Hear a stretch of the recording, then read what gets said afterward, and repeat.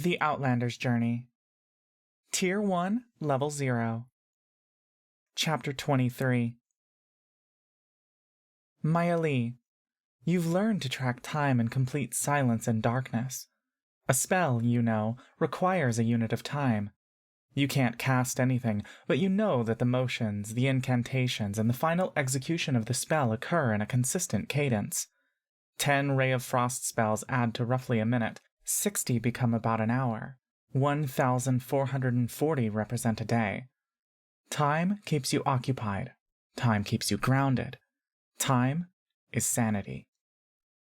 You knew, at least you should have known, that the brief days of mobility down here were never going to last. You should have run when you had the chance. The first and only time you managed to escape, you should have gone ahead without balk.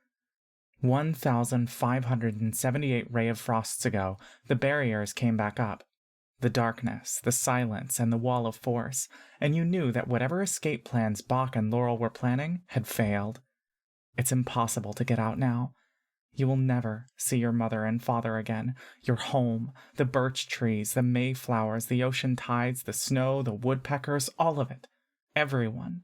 Taken from you forever. A series of promises broken. All you can do now is hallucinate in colors. Luminous lights begin to shower upon you. You can reach out to them, and they splash onto your fingers, disappearing before you can close your hands around them. Hour after hour they descend upon you. There is no order to the colors, speed, or frequency. It is chaos in its purest form. She is cursed with the wrath of the wilds. She must go before it takes us all. The lights, you realize, are a manifestation of wild magic. Your wild magic. As soon as you try to hold them, they escape your reach. But when you relent, they come to you on their own.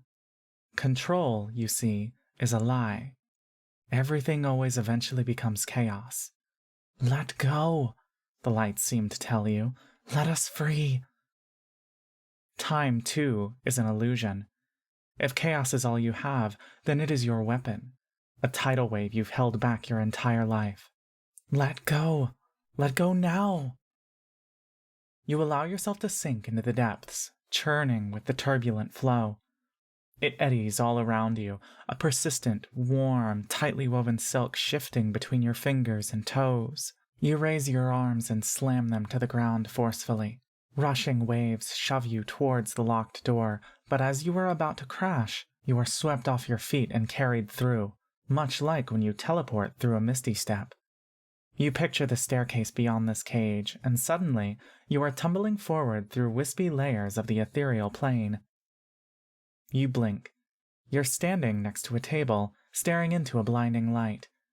You realize it is merely candlelight. Your body is hot, still radiating the tidal energy. But you're outside your cage. You're breathing heavily, and you glance down at your shaking hands. You did it. All on your own. You pull your head back, laughing. You spin around in circles, listening to your own voice. You leap into the air, pumping your fists. You notice Bach's door, sealed shut and reinforced with metal now. You rush to his room, but you realize you can still teleport. The chaotic energy is still present within you, and you instantly appear right there.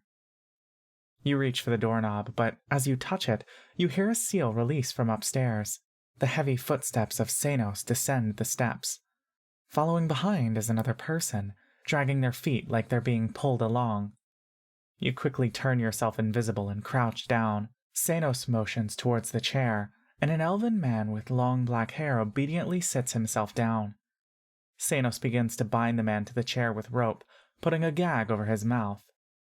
You recall the staticky, blurry memories of a man like him introducing himself as Laurel. Xenos marches towards you, and you freeze in place. Then he opens Bach's door and steps in, completely disregarding you. You teleport next to Laurel as Xenos closes the door behind him. You can't hear anything inside. Laurel's eyes are glossed over, staring blankly ahead. You stare up at the top of the stairs. It's sealed again. You loosen Laurel's gag, grabbing his shoulders and shaking them as hard as you can. His body is stiff. You wave the candle over his eyes, yet still, he is unresponsive. "Laurel?" you whisper. "Laurel, wake up!" You pull at the rope, gnawing and tugging it loose.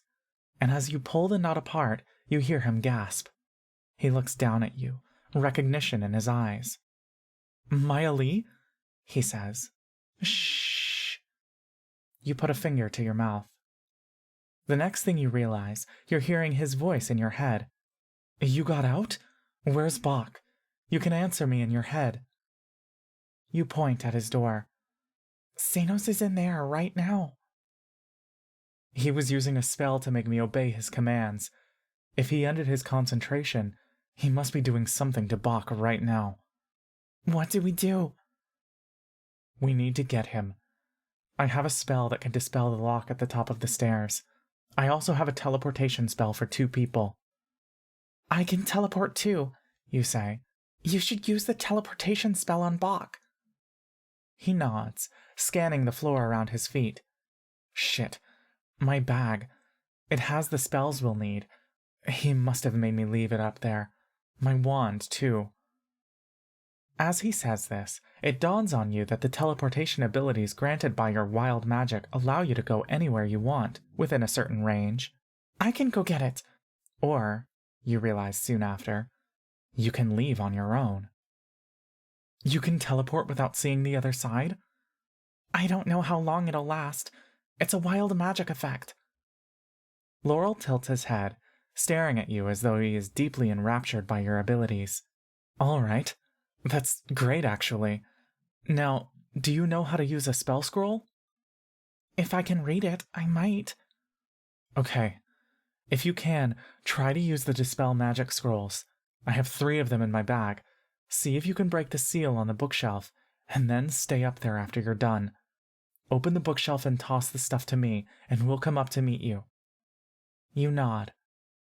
"If you can't use the scrolls, teleport back inside and toss the bag to me anyway. But stay at the top step and stay hidden."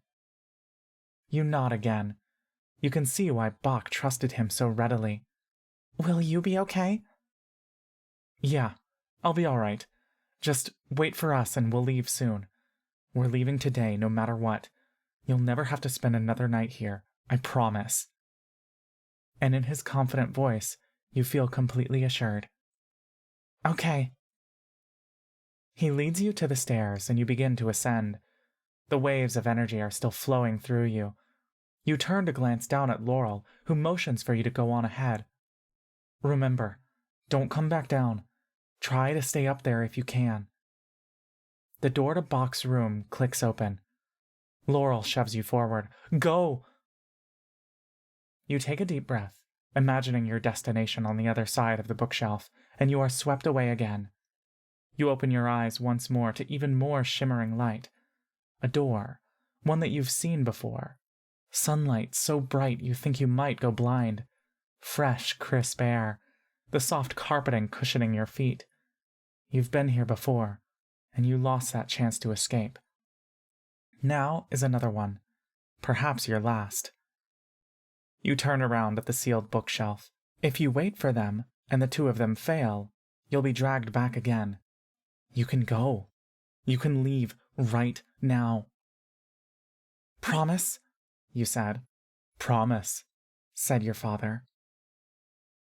On the floor, you find an open bag with scrolls spilling out. A wand sits next to it. You squat down and unroll a few. To your astonishment, you recognize all of the spells. You can't read the inscribed language, but you know the symbols. The elders often scribed similar motifs as part of their sacred rituals. You unfurl the Enhance Ability scroll, and you recite the associated incantation, directing the magic at yourself. You picture the splendor of an eagle soaring high in the open sky, and a surge of confidence courses through you. The scroll disintegrates. You grab one of the Dispel Magic Scrolls, and you face the bookcase, reading the contents of the pages directly at what you suspect is an arcane lock. Tidal waves rise within you, but fade before the spell goes through. The scroll crumbles into dust. You shake your head. The spell is more complicated than you expected. You step closer and focus your eyes on the glimmering seal. You take another Dispel magic scroll. You can do it. In your mind's eye, you can see the showers of wild light again. You're not supposed to control them. Relent and channel what you've always had. You enunciate the words of the spell, and they pour out of your mouth like a waterfall. A rush of power, an extension of yourself, shoots out of your body. You hear a shatter, and the bookshelf creaks ajar. You pull it wide open, and you gaze down the dark stairs leading to the bottom. You don't see Laurel from here. As you collect the remaining scrolls into the bag, ready to toss everything down, you hear shouting and screaming. And all at once, you know they need you. You pull the backpack over your shoulders, and you teleport down to the bottom, ducking behind a corner. Towering before you is a snarling, enraged Bach, eyes glossed over, possessed. With a dagger in hand, he looms over a fallen Laurel, whose arms are raised protectively over his head, pleading, "Please, Bach, it's me!" You sense the same chaotic energy swirling around Bach. "Kill him," says Senos.